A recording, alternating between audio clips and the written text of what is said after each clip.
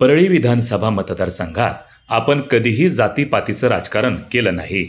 उलट माणूस म्हणून प्रत्येकाचं काम प्रामाणिकपणे करण्याचा प्रयत्न केला. सर्वांचीच कामे झाले असतील असा दावा मी करणार नाही, पण प्रत्येकाचं काम व्हावं यासाठी माझा प्रयत्न राहिला, असं मत परळी विधानसभा मतदारसंघाचे राष्ट्रवादी काँग्रेस पक्ष अजितदादा पवार गटाचे व महायुतीचे उमेदवार नामदार धनंजय मुंडे यांनी व्यक्त केला. पोखरी तालुका अंबाजोगाई या ठिकाणी आयोजित प्रचार सोहळ्यात नामदार धनंजय मुंडे बोलत होते. या कार्यक्रमाचे प्रमुख अतिथी म्हणून राष्ट्रवादी काँग्रेस पक्षाचे जिल्हाध्यक्ष ॲडव्होकेट राजेश्वर चव्हाण, राष्ट्रवादीचे तालुका अध्यक्ष राजाभाऊ अवताडे, रणजित लोमटे, भाजपचे गणेश अण्णा कराड, बर्दापूरचे विलास मोरे, पोखरीचे सरपंच श्रीहरी होळकर, सेवा सहकारी सोसायटीचे चेअरमन भागवत निकम, माजी सरपंच नरसिंग निकम, माजी उपसरपंच महादेव नेवल यांच्यासह इतर मान्यवर उपस्थित होते. प्रारंभी नामदार धनंजय मुंडे यांच्या हस्ते छत्रपती शिवाजी महाराज चौकास व छत्रपती शिवाजी महाराज यांच्या पुतळ्यास पुष्पहार अर्पण करण्यात आला. यावेळी ग्रामस्थांनी वेगवेगळ्या मागण्यांचं निवेदन सादर करून ते प्रश्न मार्गी लावावेत अशी मागणी नामदार धनंजय मुंडे यांच्याकडे केली. तसेच गावातील अनेक तरुणांनी राष्ट्रवादी काँग्रेस पक्ष अजितदादा पवार गटात प्रवेश केला, ज्यामध्ये बाळासाहेब टेकाळे, भरत निकम, अफरोज मेहबूब, शेख असलम, शेख आतिक, शेख लायक, शेख नुमान व इतरांचा समावेश आहे. या सभेचं प्रास्ताविक रानबा होळकर यांनी केलं, तर नामदार धनंजय मुंडे यांनी विरोधकांवर टीका न करता आपण केवळ विकासाचं राजकारण केलं आहे, तीच शिकवण आम्हाला लोकनेते स्वर्गीय गोपीनाथराव मुंडे व वडील स्वर्गीय पंडितांना मुंडे यांनी दिली आहे. राज्यात अनेक मतदारसंघ आहेत, पण त्याची चर्चा कुठं होताना दिसत नाही. केवळ आपल्याच मतदारसंघाची चर्चा राज्यभर आणि जिल्ह्यात होत असल्याचं दिसत आहे. या मतदारसंघातील विकास प्रश्नांवर विरोधकांनी बोलावं, पण तसं होताना दिसत नाही. कारण टार्गेट करून मला अडचणीत आणण्याचा डाव रचला जात आहे. मी कोण्या जातीत जन्म घ्यावा हे मी ठरवू शकत नाही. मला जातीयवादी ठरवण्याचा प्रयत्न सर्व तऱ्हेनं सुरू आहे. हे बंद झालं पाहिजे आणि माणूस हीच जात आरूढ झाली पाहिजे, असं मत नामदार धनंजय मुंडे यांनी व्यक्त केलं. या सभेसाठी पोखरी गावातील सर्व जाती धर्माचे मतदार, ग्रामस्थ मोठ्या संख्येनं उपस्थित होते. तर या ठिकाणी उद्योजक चांगदेव नाना शेठ आणि दत्ता निकम यांचीही प्रमुख उपस्थिती होती. त्यांनी नामदार धनंजय मुंडे यांचा विशेष सत्कार केला. वार्ता न्यूज करिता परमेश्वर गीते, अंबाजोगाई, जिल्हा बीड.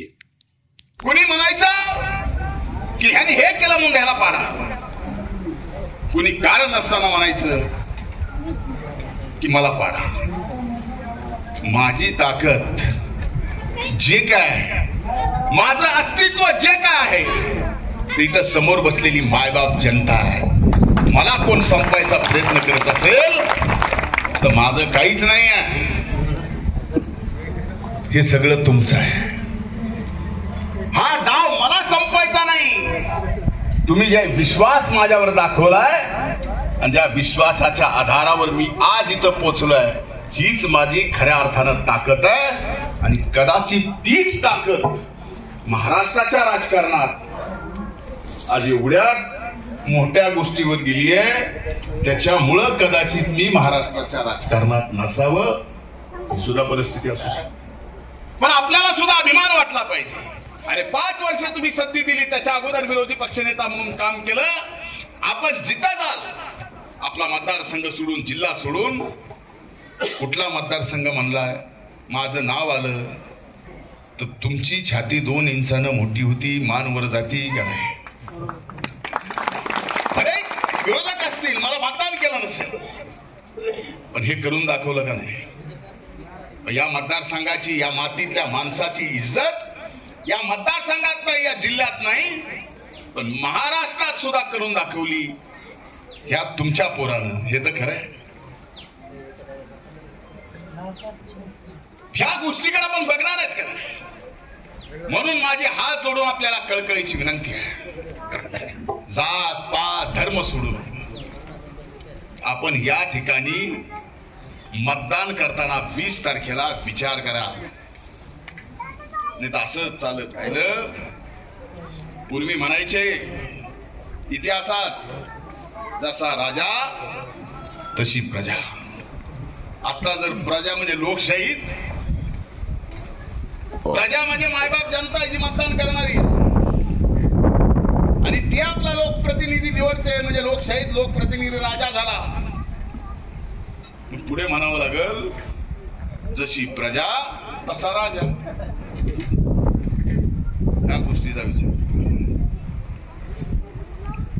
आणि मी जेवढं काम केलं आजपर्यंत, मग कोविडच्या काळात असू, कुठल्याही संकटाच्या काळात असू, लॉकडाऊनच्या काळात असू, कोविडमध्ये ऑक्सिजन देण्याच्या विषयाचा असू, अरे कोविडच्या काळात कुठंच पैसे खर्च करता येत नव्हते. आपल्यापैकी अनेक जणांना माहिती असेल लोखंडीचा दवाखाना स्वर्गीय विमानताईंनी चालू केला, अर्धवट अवस्थेत होता. त्या कोविडच्या काळात दवाखान्याशिवाय, आजाराशिवाय, माणसं वाचवण्याशिवाय पैसे खर्च करायचे नाहीत हे सरकारने ठरवलं.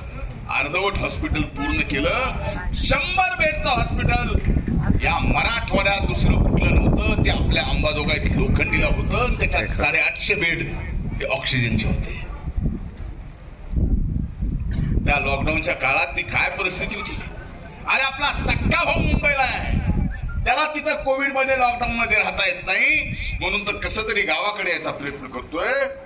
इकडून सख्खा भाऊ म्हणतोय गावाकडे येऊ नको रे बाबा. खरंय का नाही.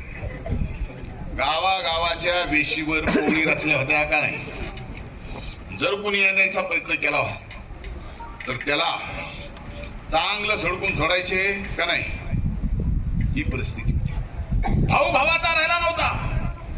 कोविड आला, कोविड मध्ये किती माणसं गेली पहिल्या लाटेत. याच्यापेक्षा पहिल्या कोविडच्या लाटेत पूर्णपणानं माणुसकी संपवली होती. भाऊ भावाचा राहिला नव्हता. त्याला गावात सुद्धा कोणी येऊ देत नव्हतं. त्या लॉकडाऊनच्या काळात या मतदारसंघातला गरीबातला गरीब माणूस, घरात किराया नाही, दुकान बंद आहे, सगळ्या परिस्थिती आहेत. 56,000 कुटुंबाला 3 महिने राशन द्यायचं काम मी निमित्त मात्र होतो. करता करविता सगळा परमेश्वर होता.